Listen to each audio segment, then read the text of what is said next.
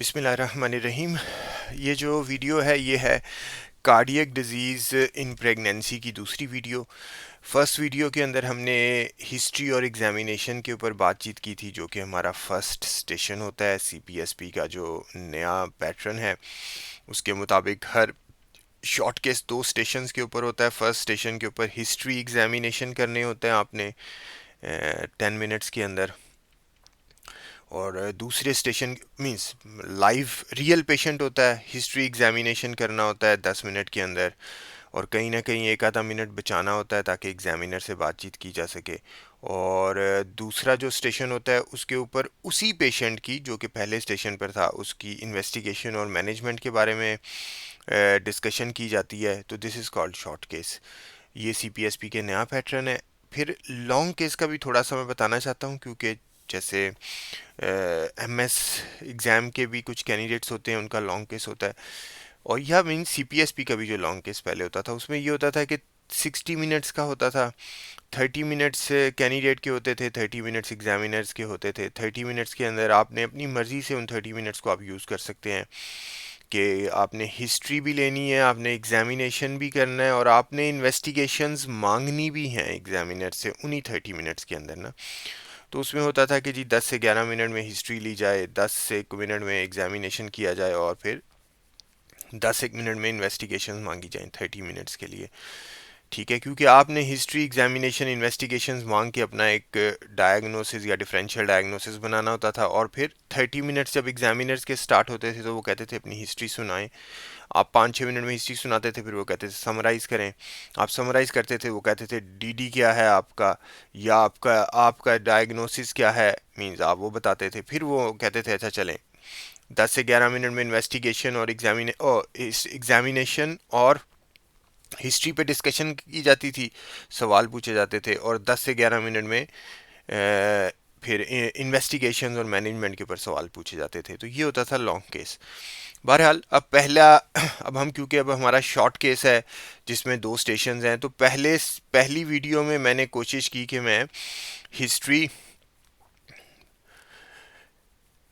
Introduction, presenting complaints, और फिर history oriented जो क्वेश्चंस हैं उनके बारे में मेरा मतलब है मींस मैंने थोड़ी सी बातचीत की।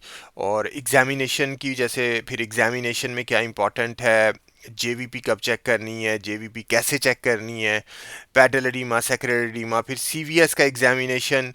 वैसे तो हमने मीन सीवीएस का एग्जामिनेशन शॉर्ट केस में, लॉन्ग केस में तो करना ही होता था, सीवीएस भी, रिस्पायरेटरी भी, जीपीई भी, एब्डोमिनल भी, सब कुछ।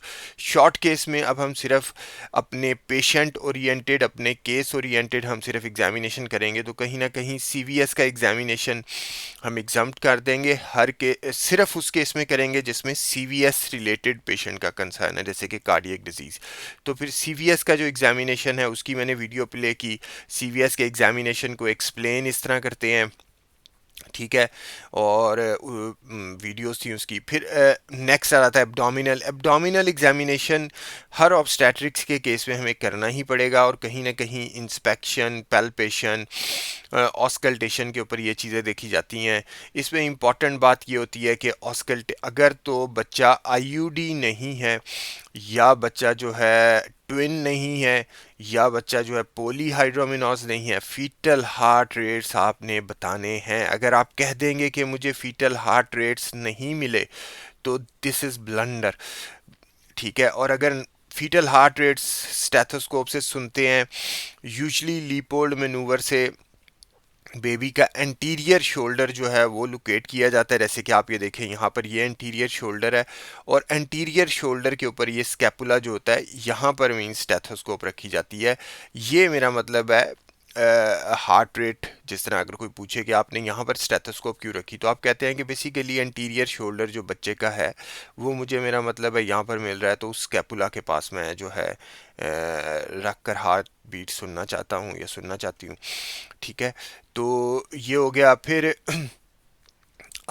फिर हमने एग्जामिनेशन, क्योंकि वो हो सकता है आपको कहीं एब्डोमिनल एग्जामिनेशन बताएं, तो इसमें याद रखें कि एक्सपेक्ट किया जाता है कि सिम्फिजियोफंडल हाइट, उसका लाए, उसकी प्रेजेंटेशन, उसके कितने फिफ्थ पैल्पेबल है। इसके अलावा आपने लाइकर पर भी कमेंट करना है कि Likert seems adequate, Likert seems decrease, Likert seems increased. और फिर इसी तरह आपने एस्टिमेटेड फीटल वेट पर भी कमेंट करना है। यूजली एस्टिमेटेड फीटल वेट इस तरह कैलकुलेट किया जाता है कि जितनी भी आपकी सिम्फिजियो फंडल हाइट होती है उसमें से 10 माइनस कर दिया जाता है। ठीक है, 10 जब आप माइनस करते हैं तो वो, जैसे सपोज करें सिम्फिजियो फंडल हाइट 32 है, तो आपने 10 माइनस किया तो 22 आ गया। 22 के दरमियान में एक पॉइंट लगाएं, दिस इज़ 2.2 किलोस। तो अब हम एग्जैक्ट तो नहीं बताते 2.2 किलोस, क्योंकि एग्जैक्ट तो डेफिनेटली बच्चा जब तक पैदा नहीं होगा आप तब तक एग्जैक्ट वेट नहीं बता सकते। इवन स्कैन के ऊपर भी एस्टिमेटेड वेट होता है। तो हम रेंज बताते हैं कि estimated weight, foetal weight seems to be between 2 and 2.5 kilos. उसमें 2.2 ऑटोमेटिकली आ जाता है। ये हो गया। अब ये सेकंड वीडियो है, यानी कि सेकंड स्टेशन जो होता है उसमें इन्वेस्टिगेशंस मांगी जाती हैं और फिर डायग्नोसिस या डिफरेंशियल डायग्नोसिस बताया जाता है और फिर मैनेजमेंट पर डिस्कशन की जाती है। तो अब ये सेकंड वीडियो में मैं इन्वेस्टिगेशंस और मैनेजमेंट के टिप्स बताऊंगा कार्डियक डिजीज़ इन प्रेगनेंसी के बारे में। और फिर तीसरी वीडियो के अंदर जो क्वेश्चंस या थ्योरेटिकल नॉलेज है उसके बारे में हम बातचीत करेंगे। अब देखिए, इन्वेस्टिगेशंस जो हैं, मैं बार बार ये कहता हूँ कि अगर एक ही दफ़ा माइंड में ये बिठा लिया जाए कि ऑब्स का केस हो या गायनी का केस हो, हमने इन्वेस्टिगेशंस जो होती हैं वो तरीके से मांगनी होती हैं। आपने उनको कभी ऐसे नहीं, कभी यूरिन, कभी ब्लड, कभी रेडियोलॉजी, कभी यूरिन, ऐसे नहीं मांगना होता। आपने एक ही दफ़ा यूरिन मांगना होता है सारा, आपने एक ही दफ़ा ब्लड मांगना होता है सारा, आपने एक ही दफ़ा रेडियोलॉजी मांगनी होती है सारी, और आपने एक ही दफ़ा, याद रखें कि हर केस ओरिएंटेड कुछ स्पेसिफिक इन्वेस्टिगेशंस होती हैं, अगर ताकि वो इन्वेस्टिगेशंस हमें भूले ना। तो इसलिए अगर ये चार हेडिंग्स अपने जहन में रखेंगे तो इससे मींस ये चांसेस के भूल जाए कोई इन्वेस्टिगेशन, वो कम हो जाएंगे थोड़े से। बाकी ये होता है कि अगर आप भूल जाएं और आपको याद आ जाए तो आप उसको पूछ सकते हैं मींस बाद में भी, लेकिन आइडियली ये है कि आप तरतीब से पूछें। तो अब सबसे पहले, जैसे मैंने सोचा हुआ था कि यूरिन मैंने पूछना है, तो इसमें याद रखें कि यूरिन को कभी भी आपने यूरिन मींस आर ही नहीं बोलना, यूरिन एग्जामिनेशन नहीं बोलना, यूरिन एनालिसिस नहीं बोलना। एक कैंडिडेट ने मुझे मेरे ख्याल से सी यू ई बोला कि सी यू ई दे दे। मैंने कहा मैडम सी यू ई क्या होता है? ठीक है, examiners don't know what are the terms used in your hospitals या what are the terms we used in our daily routine life। आपने एग्जाम में स्टैंडर्ड टर्म बतानी होती है, जैसे कि mid stream urine analysis, this is the standard term. I want mid stream urine analysis showing me leucocytes, proteins and glucose. अब ये तीन चीज़ें जो हैं ये लाजमी ऑब्स के पेशेंट में देखी जाती हैं। अनीमिया अगर अनीमिया है तो आप, मेरा मतलब है, आप इसमें रेड ब्लड सेल्स भी ऐड कर सकते हैं, क्योंकि कहीं ना कहीं अगर पेशेंट अनीमिक हो और उसको माइक्रोस्कोपिक हीमाचूरिया हो रहा हो तो ये भी एक रीज़न होती है अनीमिया की। लेकिन बहरहाल मींस के ऐड तो कीटोन्स भी किए जा सकते हैं, ऐड्स तो स्पेसिफिक ग्रेविटी भी किया जा सकता है, लेकिन एटलीस्ट ये तीन चीज़ें ज़रूर पूछी जाती हैं, leucocytes, proteins and glucose urine के अंदर।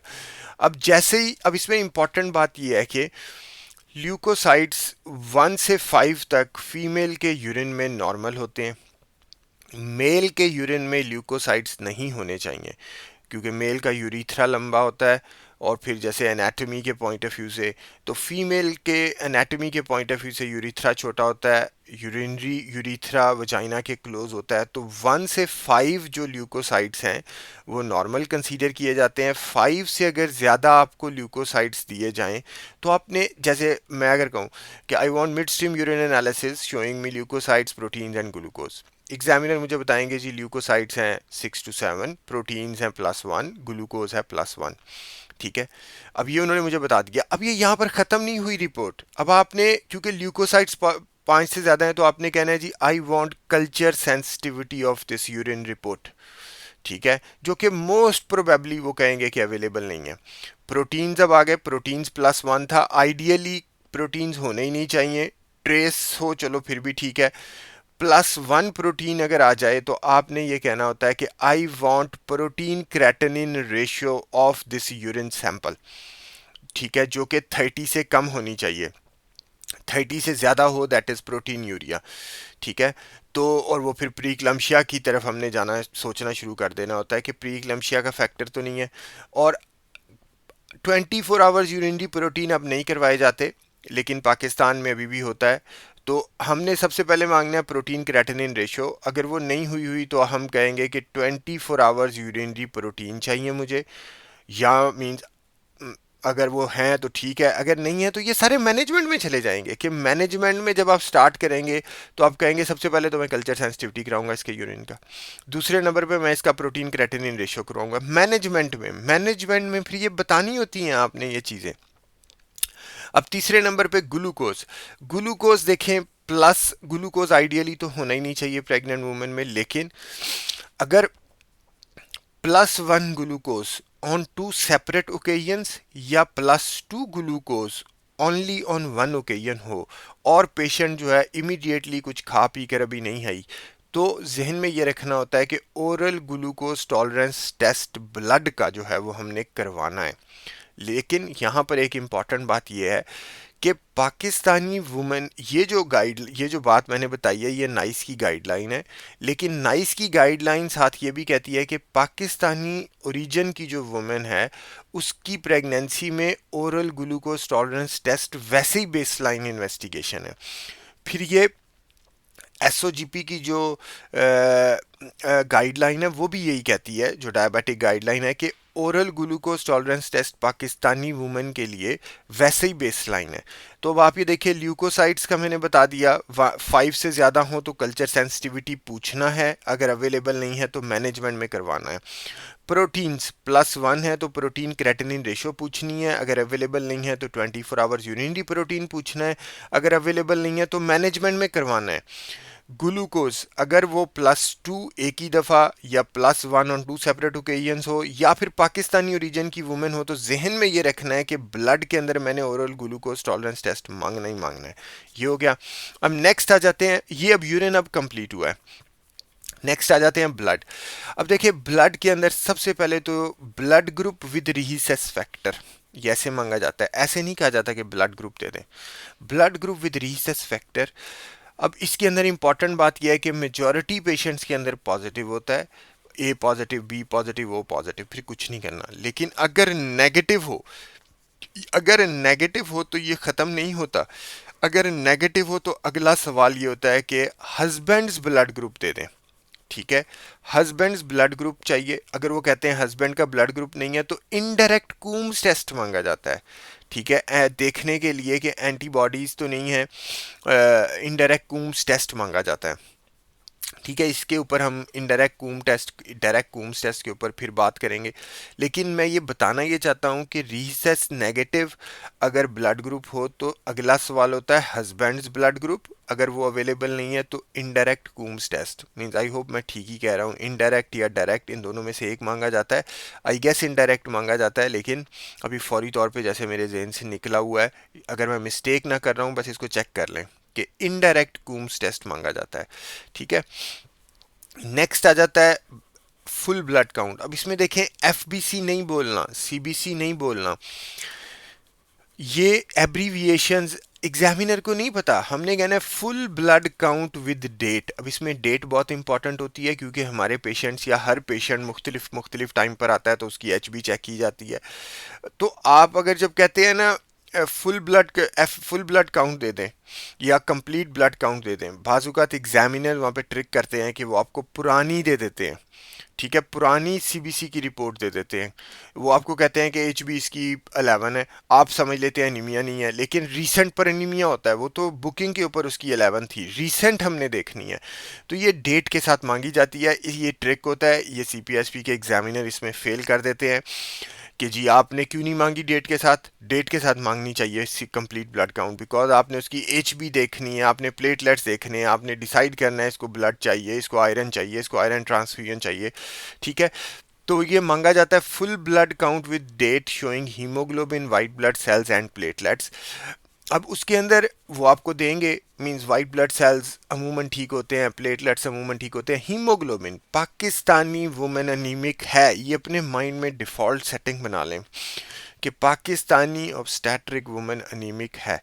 जैसे ही हीमोग्लोबिन देंगे आपको, जो कि आयरन डेफिशिएंसी एनीमिया के अंदर उसका क्राइटेरिया भी है मेरे ख्याल से 11 और 10.5 का क्राइटेरिया, फर्स्ट सेकंड और फिर थर्ड ट्राइमेस्टर का। चलें वो बहरहाल हम उसमें डिस्कस करेंगे।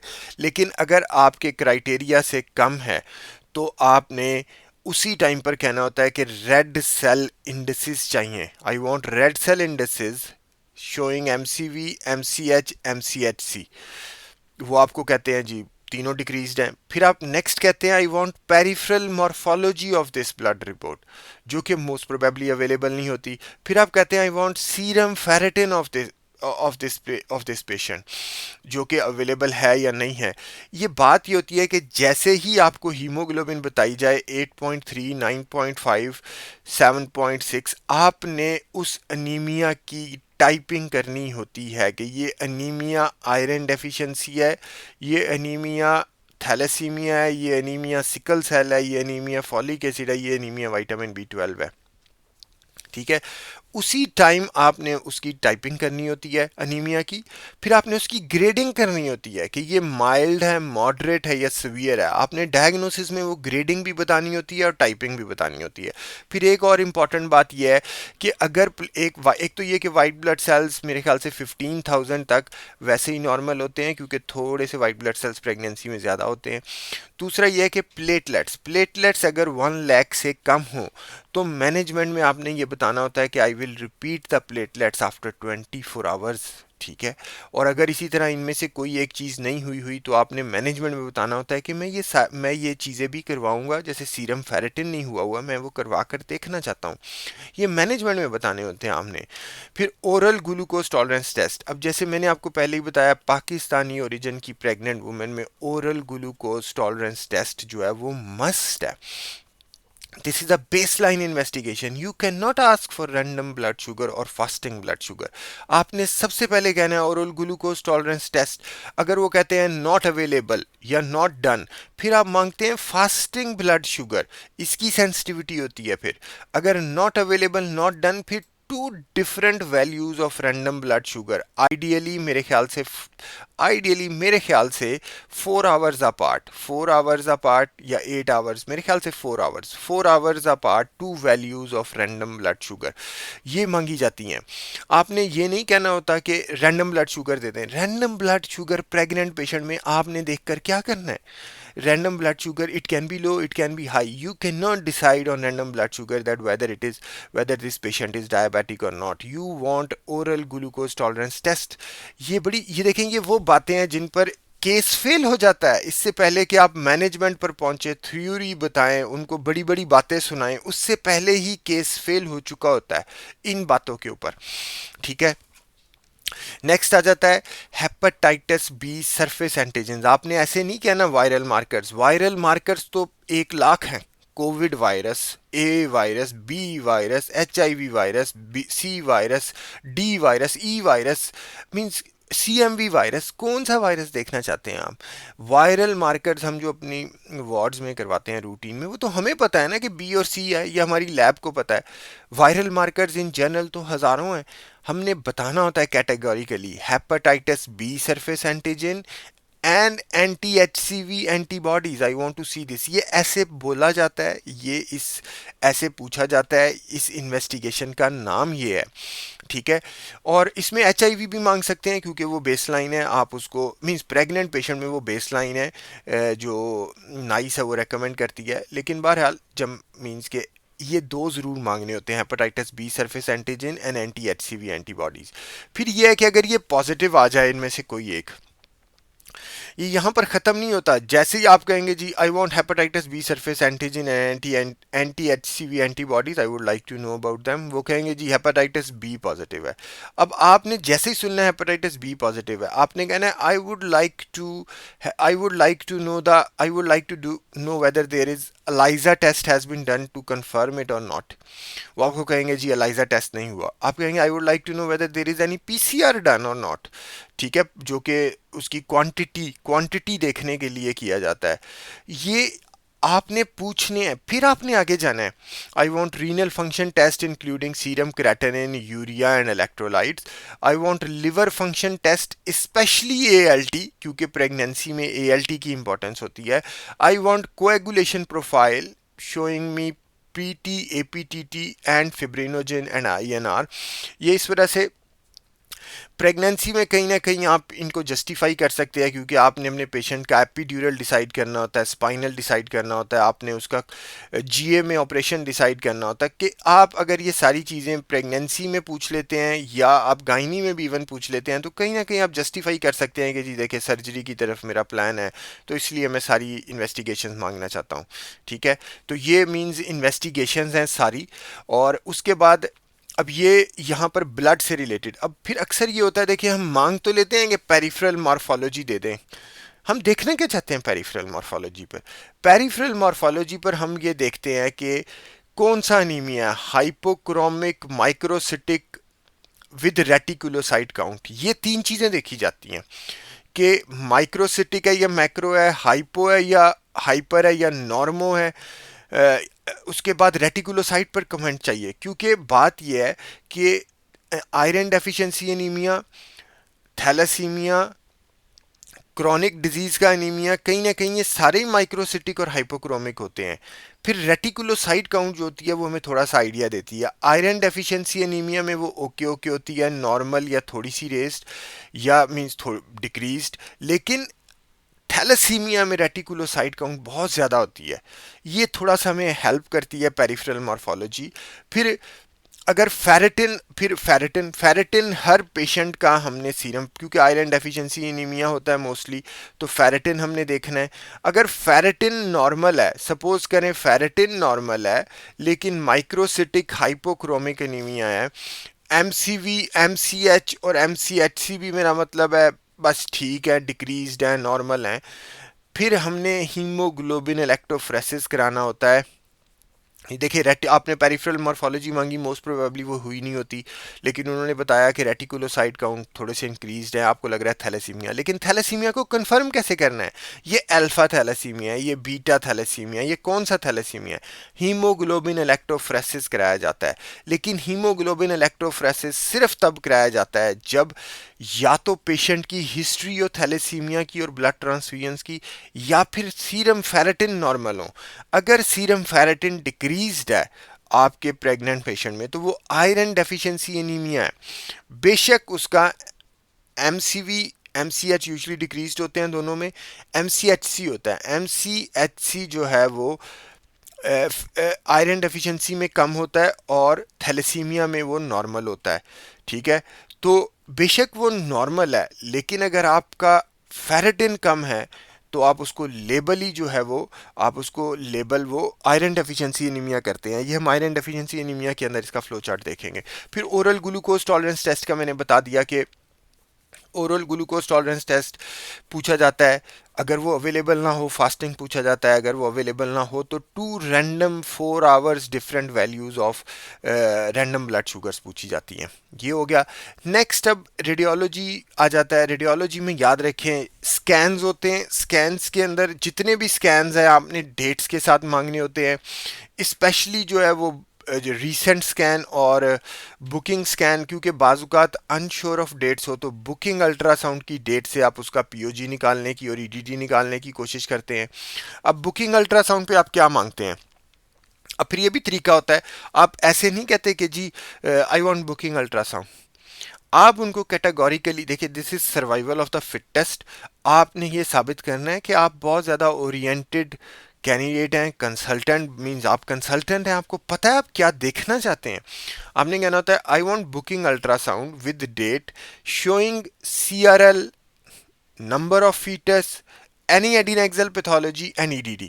अब ये एडिनेक्सल पैथोलॉजी इसलिए होता है कि जो अगर लार्ज फॉर डेट्स आ गया है, ज़रूरी तो नहीं है कि वो पोलीहाइड्रोमिनोज हो सकता है वो प्रेगनेंसी विद ओवेरियन सिस्ट हो। तो वो ओवेरियन सिस्ट एक दिन में तो डेवलप नहीं हुई, बुकिंग अल्ट्रासाउंड पर जब आपने स्कैन किया था, जब प्रेगनेंसी छोटी थी, उस टाइम पर ओवरीज को बेटर देखा जा सकता था, और जो कि देखा जाता है, तो क्या उस टाइम पर कोई सिस्ट थी कि नहीं जो अब बड़ी हो गई है और पेशेंट जो है लार्ज फॉर डेट्स के साथ आ रही है? तो ये इसलिए एडिनेक्सल पैथोलॉजी मांगा जाता है। ठीक है। नेक्स्ट आ जाता है अनोमली अल्ट्रासाउंड विद डेट, क्योंकि हम रीसेंट स्कैन भी हमने मांगना होता है, उसमें हम बीपीडी, फीमर लेंथ सब कुछ मांगते हैं। Anomaly ultrasound with date showing any congenital anomaly और विद फीटल एको। अब यहाँ पर इंपॉर्टेंट ये है कि ये फीटल एको सिर्फ और सिर्फ कार्डियक डिजीज़, जो कि अगर कंजेनिटल हार्ट डिजीज़ की पेशेंट प्रेग्नेंट हो उसमें मांगी जाती है, या बाज़ुकात जैसे डायबिटीज़ में जो इस्टेब्लिश्ड डायबिटीज़ होती है जिसमें पेशेंट को पिछले 5 साल 10 साल से है, तो उसमें फीटल एको मांगी जा सकती है। अनोमलस फीटस की पुरानी हिस्ट्री है, उसमें फीटल एको मांगी जा सकती है। पुराने बच्चे के अंदर किसी के अंदर हार्ट डिजीज़ है, उसमें फीटल एको मांगी जा सकती है। लेकिन रूटीन में जैसे अगर कोई प्रेगनेंसी है तो उसमें फीटल एको नहीं मांगी जाती, उसमें सिर्फ कहा जाता है any congenital anomaly, showing any congenital anomaly in the fetus. फिर recent ultrasound with date showing BPD, femur length, abdominal circumference, estimated fetal weight, presentation, site of placenta, amount of liquor, umbilical artery Doppler and and EDD। ठीक है। अब ये सारी चीज़ें recent scan पर आप देखना चाहते हैं। अब बाज़ अम्बलाइकल आर्टरी डॉपलर पे क्वेश्चन हो जाता है कि अम्बलाइकल आर्टरी डॉपलर में आप क्या देखना चाहते हैं। अब उसमें आप चार चीज़ें देखते हैं। आप उसमें एसडी रेशो देखते हैं, आप उसमें पल्सटिलिटी इंडेक्स देखते हैं, आप उसमें रेजिस्टिविटी इंडेक्स देखते हैं, और उसमें आप एंड डायस्टोलिक फ्लो देखते हैं। अब इसमें दो चीज़ें सबसे ज़्यादा होती हैं, एक एंड डायस्टोलिक फ्लो और एक पल्सटिलिटी इंडेक्स। आर आई और एस टी रेशो अमूमन ये बाजुकात नहीं भी देखी जाती। ये भी हम आई यू जी आर का जब शॉर्ट केस बनाऊंगा उसमें मैं इसके ऊपर ज़्यादा कमेंट करूंगा। तो बहरहाल पल्सटिलिटी इंडेक्स और एंड डायस्टोलिक फ्लो ये ज़्यादा इंपॉर्टेंट होते हैं। अब ये हो गया। फिर ईडीडी अमूम आप मांग सकते हैं, लेकिन यूजुअली वो ईडीडी आपको बताते नहीं हैं। फिर आ जाता है केस ओरिएंटेड। अब केस ओरिएंटेड में कार्डियक डिजीज़, अब आप देखिए ये वाली जो है ये आप हर केस में नहीं करवाएंगे, ये सिर्फ कार्डियक डिजीज़ में आप ये करवाएंगे। अब कार्डियक डिजीज़ के पेशेंट में आप ईसीजी देखना चाहते हैं। अब आप कहते हैं I want to know about the ECG findings telling me about rate, rhythm and axis deviation, क्योंकि लेफ्ट एक्सिस डेविएशन भी हो सकते हैं, राइट एक्सिस डेविएशन भी हो सकते हैं, यूजुअली कार्डियोमेगाली के अंदर होते हैं। तो I want ECG showing rate, rhythm and axis deviation. I want echocardiography of this patient with date telling me about ejection fraction, ventricular hypertrophy, any valvular pathology, any evidence of pulmonary hypertension and any evidence of pericardial effusion। ये 5 चीज़ें जो हैं ये echocardiography में देखी जाती हैं, specially pregnant patient के। और अगर फिर कोई वेल्वुलर पैथोलॉजी हो तो उसका साइज़ पूछा जाता है, क्योंकि आपने डिसाइड करना होता है कि ये माइल्ड, मॉडरेट या सीवियर तो नहीं है। ठीक है। अब यहाँ पर ईसीजी और एको के बारे में मैं थोड़ी बात करना चाहता हूँ। बाजुकात वो ईसीजी जब आप मांगते हैं वो ईसीजी आपको दे देते हैं उठा के कि ये लें ईसीजी, ठीक है, पढ़ लें ईसीजी। अब ईसीजी के ऊपर सवाल भी हो जाते हैं बाजुकात, एक आधे लॉन्ग केस में, मींस किसी कैंडिडेट ने मुझे बताया था ईसीजी पे सवाल पूछ लिया उन्होंने, आर आर इंटरवल, क्यू क्या होता है, पी क्या होता है, टी क्या होता है। देखें लॉन्ग केस के अंदर यही तो मेरा मतलब है कि सीपीएसपी के एग्जामिनर एक किस्म के बादशाह होते हैं, लॉन्ग केस में कुछ भी पूछ सकते हैं। ठीक है। शॉर्ट केस में मींस अब इतना टाइम नहीं है कि वो इधर उधर के सवाल पूछें, तो उन्हें अपने केस से मुतालिक आपसे कुछ ना कुछ पूछना पड़ेगा। लेकिन मैं बताना ये चाहता हूँ कि थोड़ा बहुत हमें ईसीजी का पता होना चाहिए। अब इस लेक्चर में मैं ईसीजी तो नहीं पढ़ा सकता, मुझे खुद भी कोई बहुत ज़्यादा अच्छी ईसीजी नहीं आती, लेकिन फिर भी जस्ट टू टेल यू कि ये पी वेव होती है, ये क्यू आर एस कॉम्प्लेक्स होता है और ये टी वेव होती है। अमूमन प्रेगनेंसी के अंदर कुछ लीड्स के अंदर टी वेव की इन्वर्जन होती है जो कि नॉर्मल होता है, लेकिन वैसे टी वेव की अगर इन्वर्जन हो तो वो इस्कीमिक हार्ट डिजीज़ की तरफ जाता है कि टी वेव इन्वर्जन जो होती है। लेकिन प्रेगनेंसी में टी वेव इन्वर्जन कुछ लीड्स के अंदर कॉमन होती है और वो सवाल पूछा जाता है जब इस केस का वाइवा होता है, तो उसको भी हम डिस्कस करेंगे। तो बहरहाल ईसीजी हमें थोड़ी बहुत पता होनी चाहिए, अगर टाइम हो तो मींस पढ़ सकते हैं। इस लेक्चर में मैं ईसीजी तो नहीं पढ़ा सकता। एको ज़रूर मैं इस लेक्चर में एको के ऊपर कमेंट करूँगा, क्योंकि एको कार्डियोग्राफी बाजुकात ये होता है कि वो आपको दे देते, जब आप कहते हैं I want to know the echocardiography of this patient with date, कि रीसेंट वाली एको कार्डियोग्राफी मुझे बताएं, तो वो बाजुकात रिपोर्ट दे देते हैं आपको कि खुद पढ़ लें इसको, ये लें, ये लें, कि ये लें जी पढ़ें। ठीक है, हम एक्सपेक्ट कर रहे होते हैं कि एग्जामिनर हमें फाइंडिंग्स बताएंगे, वो बाजुकात आपको रिपोर्ट दे देते हैं। तो वहाँ पे आप सरप्राइज हो जाते हैं कि मैंने इस रिपोर्ट को देखना कैसे है, क्योंकि मैंने तो पहले देखी नहीं एको की कभी रिपोर्ट। तो आप याद रखें कि एको की रिपोर्ट के अंदर सबसे पहले पेशेंट का नाम पढ़ा जाता है कि ये इसी पेशेंट की है, फिर डेट देखी जाती है कि ये रिपोर्ट कब की है, क्योंकि अगर ये रिपोर्ट फर्स्ट ट्राइमेस्टर में हुई थी और मेरा पेशेंट थर्ड ट्राइमेस्टर में आया प्रॉब्लम के साथ, तो I want to repeat the echo, I want to repeat the echo. First trimester में पल्मोनरी हाइपरटेंशन नहीं थी शायद, अब डेवलप हो रही है पल्मोनरी हाइपरटेंशन, तो एको की डेट देखी जाती है। ठीक है, अब नेक्स्ट हो गया, आप ये देखिए कि अब ये एको की रिपोर्ट है, ये मैंने एक सैंपल रिपोर्ट लगाई है सिर्फ आप लोगों को दिखाने के लिए, क्योंकि एग्जाम में ये होता है कि वो बाजुकात रिपोर्ट आपको दे देते हैं कि जी ये ले रिपोर्ट, आप एक्सपेक्ट करते हैं कि वो मुझे बताएंगे, लेकिन वो आपको दे देते हैं कि ये दिल ने रिपोर्ट पढ़ लें, तो आप सरप्राइज हो जाते हैं वहाँ पर। तो एको में सबसे पहले तो देखा जाता है पेशेंट की, ये पेशेंट की रिपोर्ट है। दूसरे नंबर पर डेट देखी जाती है कि ये कब हुई है, रीसेंट है कि नहीं है। फिर तीसरे नंबर पर आप ये देखते हैं कि इन 5 चीज़ों पर कमेंट, आप ये देखें कि वेंट्रिकुलर साइज, अमूमन लेफ्ट वेंट्रिकल का साइज ही देखा जाता है, राइट को भी इंपॉर्टेंस होती है लेकिन अमूमन लेफ्ट वेंट्रिकल। वेंट्रिकुलर हाइपरट्रॉफी, आप ये देखें वेंट्रिकुलर साइज, वेंट्रिकुलर हाइपरट्रॉफी। ठीक है, दूसरे नंबर पे इजेक्शन फ्रैक्शन, आप ये देखें इजेक्शन फ्रैक्शन। फिर आप तीसरे नंबर पर, और इजेक्शन फ्रैक्शन जो है 40 से ज़्यादा होना मीन्स प्रेगनेंसी के लिए ठीक होता है। वैसे तो मिनिमल 30% आई गेस लिखा हुआ है, 25 कई जगहों पर लिखा है, कई जगहों पर 30% लिखा है कि मिनिमल 30% होनी चाहिए, अगर उससे नीचे हो तो कॉन्ट्राइंडिकेशन है, लेकिन प्रेगनेंसी के लिए एटलीस्ट 40% होनी चाहिए, और नॉर्मली मेरे ख्याल से 55 से 60% होती है इजेक्शन फ्रैक्शन। ठीक है, 40% से ऊपर इजेक्शन फ्रैक्शन अपने जहन में रखेंगे प्रेग्नेंट पेशेंट में होनी चाहिए। और फिर आप ये देखें कि पेरिकार्डियल इफ्यूजन पर कमेंट है। फिर आप ये देखें वेल्व्स के ऊपर कमेंट है, तो माइट्रल वेल्व की यूजली ज़्यादा होती है प्रेगनेंसी के पॉइंट। वैसे देखें प्रॉब्लम तो कुछ भी हो सकता है, लेकिन मैं सिर्फ एजम्पशन कर रहा हूँ कि जो कॉमनली केसेस आते हैं एग्जाम में, हम एग्जाम की तैयारी कर रहे हैं तो एग्जाम पॉइंट ऑफ व्यू से जो कॉमनली केसेस होते हैं माइट्रल उसमें ज़्यादा इन्वॉल्व होता है। तो आप ये देखिए कि ये एकोकार्डियोग्राफी इस तरह जो है, आप ये देखिए इधर भी आप समरी में भी देखें उन्होंने कैसे इन चीज़ों पर कमेंट किया हुआ है। तो हम समरी देख सकते हैं, लेकिन अगर समरी नहीं लिखी हुई, क्योंकि हो सकता है वो समरी बाजुकात रिपोर्ट आपको ऐसे दे जिस पे समरी ना हो, तो ये 5 चीज़ें बेसिकली देखी जाती हैं। और ये याद रखें एको की रिपोर्ट वो आपको बाजुकात बता देते हैं, हो सकता है शॉर्ट केस में बता दें, लेकिन लॉन्ग केस में वो आपको रिपोर्ट हाथ में दे देते थे कि ये लें पढ़ लें, रिपोर्ट में क्या देखना चाहते हैं देख लें आप, ये लें आपने एको मांगी है ना ये लें। तो ये 5 चीज़ें देखी जाती हैं एकोकार्डियोग्राफी में। अब ये हो गया इन्वेस्टिगेशंस के बारे में, तरतीब से होनी चाहिए, urine, blood, radiology, case oriented. फिर मींस इन इन्वेस्टिगेशंस को मांगना कैसे है, इनके नाम लेने हैं आपने, डेट्स आपने इंपॉर्टेंट इन्वेस्टिगेशंस के साथ पूछनी है, स्कैन्स के साथ डेट्स पूछी जाती हैं। फिर केस ओरिएंटेड इन्वेस्टिगेशंस होती हैं।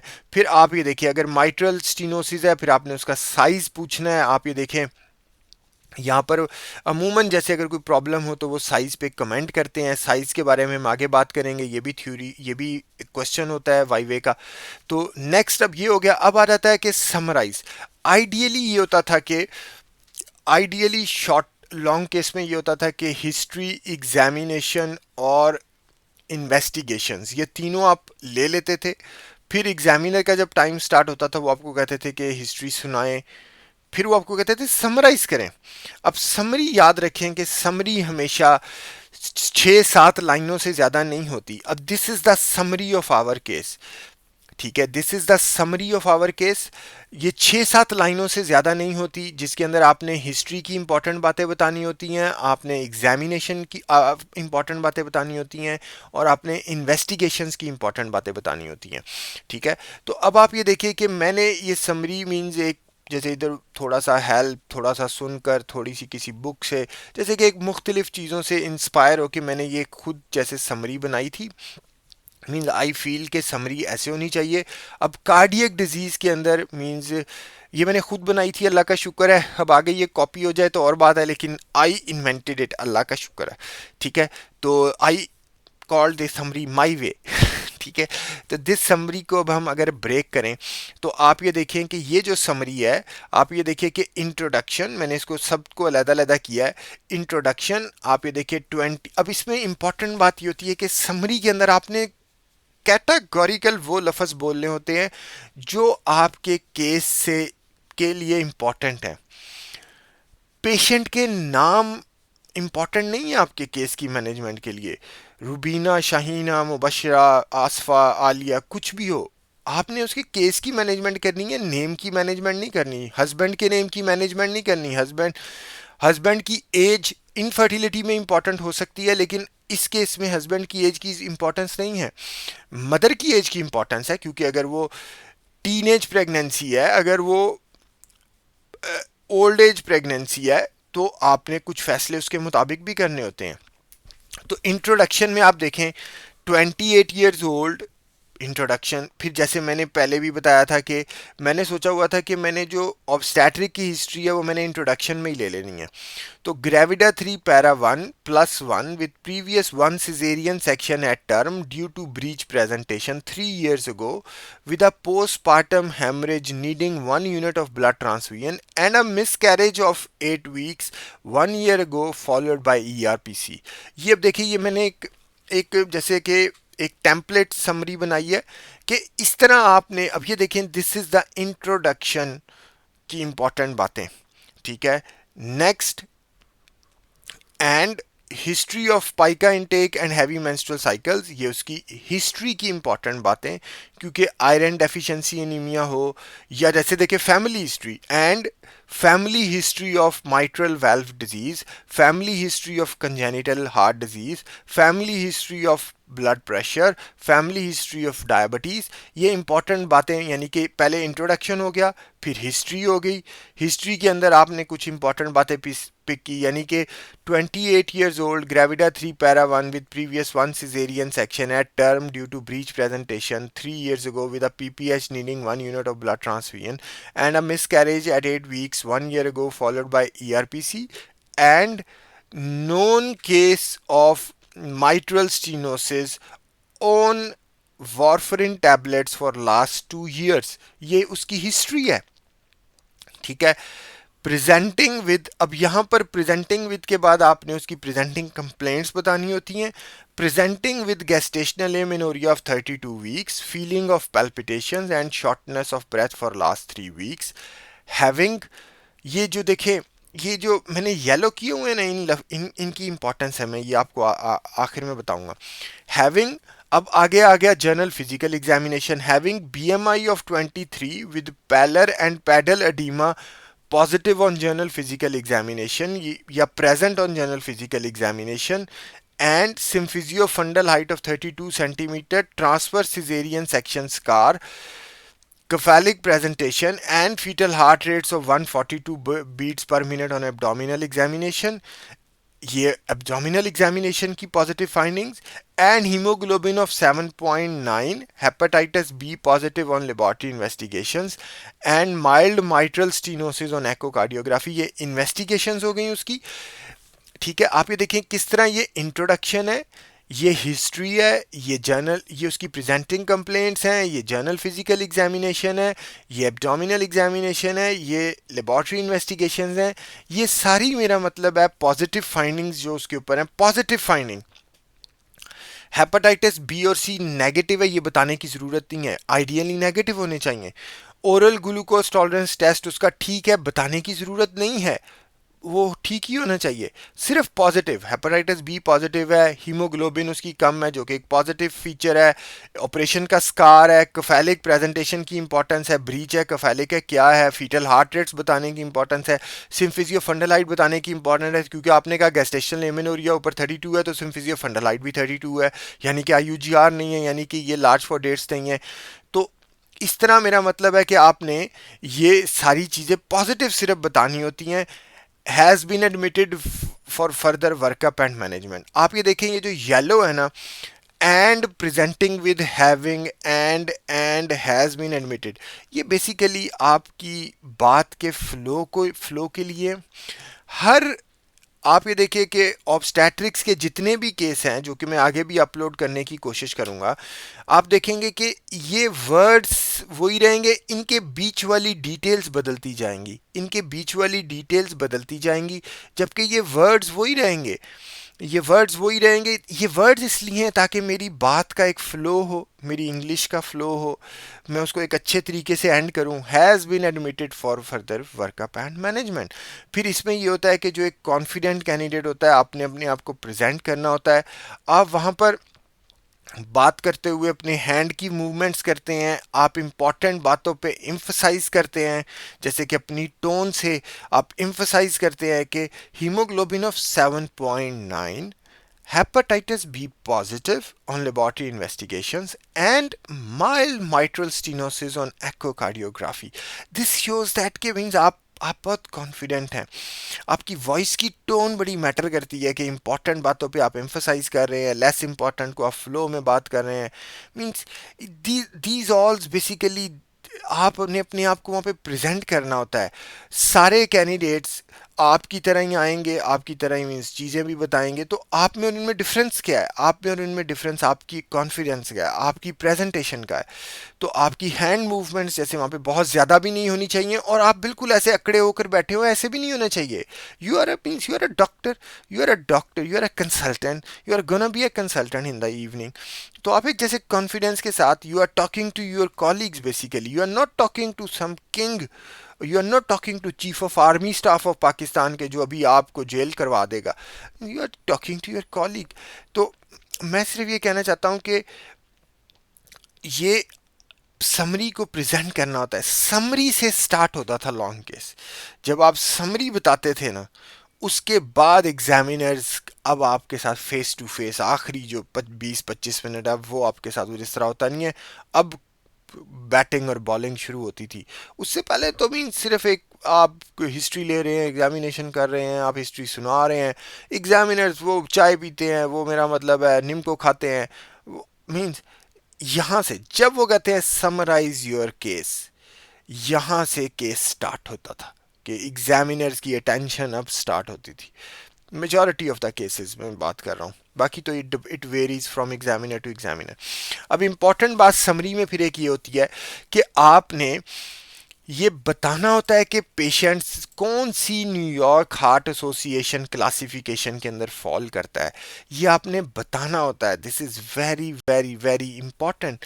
ये आपने बताना होता है समरी के अंदर भी और डायग्नोसिस के अंदर भी कि मेरा पेशेंट इस न्यू, क्योंकि अगर ये 2 है तो भी ठीक है, अगर 1 है तो भी ठीक है, अगर ये 3 है, अगर ये 4 है, तो इसका मतलब ये है कि कहीं ना कहीं अभी इसको आपने डिलीवर कराना है। ये मेरा मतलब है डेंजरस टेरिटरी में जा रही है, ठीक है। और फिर एको के बारे में मैं एक और बात बताना चाहता हूँ। आइडियली तो देखिए जो एको होती है वो हर ट्रेमेस्टर में जो कोई इम्पॉर्टेंट या नोन या मींस रिस्की हार्ट डिजीज़ होती है, हर ट्रेमेस्टर के अंदर एको कराई जाती है। अगर कोई लो रिस्क हार्ट डिजीज़ होती है तो उसमें एटलीस्ट एक फर्स्ट ट्रेमेस्टर में एको कराई जाती है, और फिर एको नहीं कराई जाती, जैसे कि बुकिंग एक एको करा के देखा जाता है। अगर एको ठीक है और उसके बाद अगर पेशेंट की प्रेगनेंसी ठीक चल रही है तो फिर एको नहीं करवाई जाती। लेकिन जो जैसे माइट्रल स्टीनोसिस या valvular heart disease, non valvular heart disease on heparin warfarin, उसमें हर ट्रिमेस्टर में एको करानी होती है। ये भी याद रखें कि echocardiography pregnant patient, obstetrics patient with important जैसे जो जैसे थोड़ी सी जो मॉडरेट या सीवियर डिजीज़ है उसके अंदर एको हर हर ट्रिमेस्टर में करानी होती है, ठीक है। ये एकोकार्डियोग्राफी हो गई, ये समराइज हो गया। अब आ जाता है नेक्स्ट होता है मैनेजमेंट। जब आप समरी बताते हैं फिर अमूमन वो आपसे पूछते हैं कि व्हाट इज़ योर डायग्नोसिस, आप डायग्नोसिस बताते हैं। अब डायग्नोसिस के ऊपर मैं इधर ही कमेंट करूंगा मैनेजमेंट में। फिर वो आपको कहते थे मैनेज योर केस। अब ये मैनेज योर केस के भी मैंने, मेरा मतलब है कुछ पॉइंट्स बनाए हुए हैं, और उसके बाद फिर आगे ये थ्योरेटिकल है, ये हम नेक्स्ट वीडियो में डिस्कस करेंगे। तो आप ये देखिए कि ये मैनेज योर केस, हमेशा आप ये जेन में 5 से 6 बातें रखें, स्पेशली ये जो रेड मैंने किया हुआ है। सबसे आप स्टार्ट ऐसे करते हैं, I will counsel the couple regarding the diagnosis that she is having pregnancy of 34 weeks and 4 days with mild mitral stenosis fitting in New York Heart Association classification 2, moderate iron deficiency anaemia and breech presentation. ये देखें, ये सारे, and urinary tract infection and hepatitis B positive, all these are diagnosis. सिर्फ एक pregnancy with mitral stenosis diagnosis नहीं है, moderate iron deficiency anaemia भी diagnosis है, ब्रीच भी डायग्नोसिस है, ट्रांसफर्स भी डायग्नोसिस है, ट्विन प्रेगनेंसी मोनोकोरियोनिक डायमनियोटिक भी डायग्नोसिस है, यूटीआई भी डायग्नोसिस है, हेपेटाइटिस बी पॉजिटिव भी डायग्नोसिस है। Means all these are diagnosis, और ये आपने सारे बताने होते हैं, और बाद में आपने इनको वन बाय वन मैनेज करना होता है, लॉन्ग केस में भी शॉर्ट केस में भी। कि मीन्स मैं सिर्फ बताना, ये अब इसमें देखें हार्ट डिजीज में, never miss New York heart association classification in the diagnosis, this is very important. Never miss grading and typing of anaemia. Typing क्या है, आयरन है या थैलेसीमिया या फोलिक है। ग्रेडिंग क्या है, माइल्ड है, मॉडरेट है या सीवियर है। ठीक है, ये हो गया। ये डायग्नोसिस इस तरह आपने बताना है, जब एग्जामिनर पूछेगा इसी तरह आपने एग्जामिनर को भी बताना है। Next, I will counsel the couple, हर ऑब्स के पेशेंट में I will counsel the couple regarding the feto-maternal risks involving associated with this pregnancy. I will counsel them that this is high risk pregnancy. I will counsel the couple regarding the risk of heart failure in mother, IUGR, APH, PPH, preterm, developing chronic anemia, and will guide them about the further management in pregnancy. यानी कि feto maternal risk जो कि मुख्तलिफ cases के मुख्तलिफ होंगे, मुख्तलिफ situations के साथ मुख्तलिफ होंगे, वो आपने मेरा मतलब बताने हैं। I will involve the multidisciplinary team involving cardiologist, pediatrician, anesthetist, hematologist and ICU team. आप ये देखिए, अगर वो हेपेटाइटिस बी पॉजिटिव है तो फिजिशियन, अगर वो मेरा मतलब है रीसेस एंटीबॉडीज पॉजिटिव है, एंटीबॉडीज के recess negative, recess positive with antibodies DCE positive है तो लेबॉर्ट्री के पीपल, हीमाटोलॉजिस्ट को भी। तो वैसे भी मेरे ख्याल से हर पेशेंट ही मल्टी डिसिप्लिनरी टीम होता है। इवन एक मेडिसिन का भी जो पेशेंट होता है, उसके जो छोटे, जैसे कार्डियोलॉजिस्ट, ऑब्स्टेट्रिक्स, चले मैं ऑब्स गायनी की बात करता हूँ, ऑब्स का और गायनी का हर पेशेंट जो है वो कहीं ना कहीं मल्टी डिसिप्लिनरी टीम में ही जाता है एग्जाम पॉइंट ऑफ व्यू से। क्योंकि आप ये देखें कि ऑब्स के अंदर anaesthetist epidural spinal GA, paediatrician baby को देखेगा, ब्लड बैंक ब्लड ग्रुप बताएगा, लैब वाले लेबॉर्ट्री इन्वेस्टिगेशंस बताएंगे, और ऑब्स्टेट्रिशियन मींस उसको देखेगा, और अगर उसका कोई प्रॉब्लम है कार्डियोलॉजिस्ट, पल्मोनोलॉजिस्ट, उसको क्या कहते हैं, और physician, means multi disciplinary team का लफ्ज़ यूज़ करना बहुत ज़रूरी होता है। Next, I will guide the patient regarding the management of mild mitral stenosis, आप उसको बताएंगे। मॉडरेट आयरन डेफिशिएंसी एनीमिया उसको बताएंगे। ब्रीच प्रेजेंटेशन उसको बताएंगे। अब आप ये देखिए, इन तीनों की डिफरेंट मैनेजमेंट्स हैं। माइल्ड माइट्रल स्टीनोसिस की है, आयरन डेफिशिएंसी एनीमिया की है, और फिर ब्रीच प्रेजेंटेशन की हम इसका सिजेरियन करेंगे। ECV की ऑप्शन आपके पास है। मीन ये सारी बतानी होती हैं लॉन्ग केस में भी और कहीं ना कहीं शॉर्ट केस में भी, कि ये इस तरह बताना होता है आपने। नेक्स्ट आ जाता है, अब ये 5 rights of admitted antenatal patients हैं, ये मैंने डेवलप किए हैं। ठीक है, ये सुन सुन आके मैंने इजाद किए हैं। ठीक है, तो बहरहाल ये उस टाइम के ऊपर, जैसे मैंने अपने एग्ज़ाम के लिए जब मैं प्रिपेयर कर रहा था, तो मैंने फिर जैसे मीन्स डॉक्टर आशिर लतीफ़ के लेक्चर 1-2 सुने थे, कुछ जैसे आप मैं कोर्स अटेंड करने गया, वहाँ पे मैंने बातें सुनी थी। तो बहरहाल ये 5 राइट्स होते हैं एडमिटेड एंटीनेटल पेशेंट के। I will discuss the need of antenatal steroid course, जो अब एडमिट हुआ है, किसी प्रॉब्लम के साथ हुआ है, कहीं ऐसा ना हो कि ये प्री टर्म डिलीवर हो जाए, तो antenatal steroid course time of delivery कि मैं उससे डिस्कस करूंगा कि मेरा एम यह है कि मैं 37 तक लेकर जाऊं। Mode of delivery caesarean vaginal क्या करना है, breast feeding after pregnancy, contraception after pregnancy. ये जो 5 राइट्स हैं पेशेंट के, I will discuss them with the patient. ठीक है। और फिर आगे आप, मेरा मतलब है, और मैनेजमेंट जैसे बताते हैं या आप उसको और एक्सप्लोर करते हैं। ये 5 चीज़ें जो होती हैं ना, अब ये देखें, note these 5 above mentioned rights are the basis of your patient's management in exam candidate can definitely improvise keeping time available in hand, but yet management will always around these 5 points. These 5 points, one, this is 1 2 3, ठीक है, और फिर 4 और 5। ये इस तरह, मेरा मतलब, आपने मैनेजमेंट स्टार्ट करनी होती है। आप ये देखें कि यहाँ तक पहुँचते पहुँचते history, examination, laboratory investigations and management, यहाँ तक पहुँचते पहुँचते केस डिसाइड हो जाता है कि आप पास हैं या फेल हैं। उसकी जो हम कोशिश करते हैं ना, हम अपनी पूरी एफर्ट इस चीज़ों पर लगाते हैं, ये जो मैं अगली वीडियो में बयान करूँगा। यहाँ जब तक हम इन चीज़ों तक पहुँचते हैं, केस पीछे डिसाइड हो चुका होता है कि आप पास हैं या फेल हैं।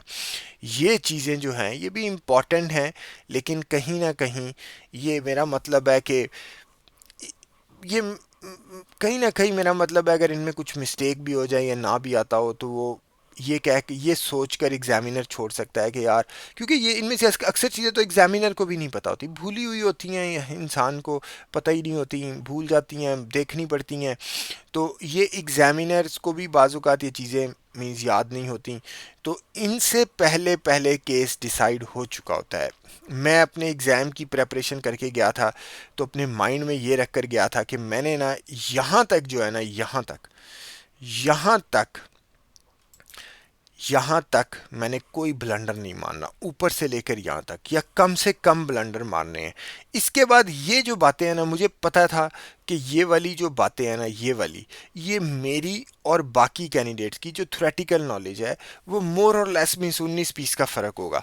लेकिन यहाँ तक अगर मैं सही तरह कर लूँगा, तो मैं बाकी कैंडिडेट्स, जो कि मेरी एक थ्योरी है कि आपने अपने से पहले वाले कैंडिडेट को भी हराना होता है, आपने अपने से पीछे जो आने वाला कैंडिडेट है उसको भी हराना होता है, फिर आप जीतते हैं, फिर आप पास होते हैं। हर 3 में से एक पास होता है। तो अब मैं जब जाऊंगा, तो मेरे से पहले जो बता के गया, मैंने उससे बेटर बताना है, और फिर मैंने इतना बेटर बताना है कि मेरे से पीछे जो आए कैंडिडेट उससे भी बेटर हो, मेरा मीन्स बताया हुआ। यानी कि एग्जामिनर सोचे, यार इससे इससे ये जो बता रहे हैं, पहले वाला कैंडिडेट इससे ज़्यादा बेटर था, क्योंकि शीट तो उनके हाथ में है ना, वो नंबर बाद में भी चेंज कर सकते हैं। ठीक है। तो मीन्स ये याद रखिए कि यहाँ तक पहुँचते पहुँचते केस डिसाइड हो चुका होता है, ये मेरा ख्याल है। ठीक है। और मेरा ख्याल है कि ये मेरा ख्याल ठीक है। ठीक है। चलें, ये वीडियो मैं अपलोड कर देता हूँ, वीडियो सुन के फीडबैक दें। ठीक है, चलें, थैंक यू, अल्लाह हाफिज़।